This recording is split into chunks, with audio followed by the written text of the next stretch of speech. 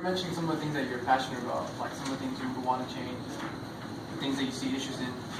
What are some advantages that in your job position that can help you like achieve the goals you have or you would want to achieve?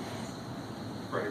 So one of the challenges with this role, because it's it's the sort of advisor role as an attorney, and we don't get to actually vote on this stuff ourselves, and we're prohibited from advocating on that.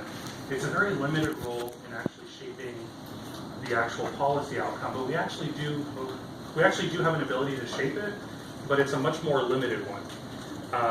So if I'm working, for example, on a housing bill or education or whatever it may be, as legislative counsel, I'm not supposed to, talk to the assembly member's office and say, oh, this is a dumb idea, why don't you change it to do X, Y, and Z because this is totally terrible policy. It's not really our role to do that.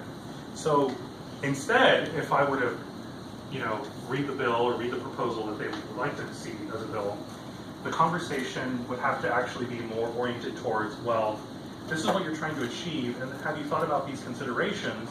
Because even though you might be able to legally do that, these are going to be the unintended consequences that would probably be relevant in litigation.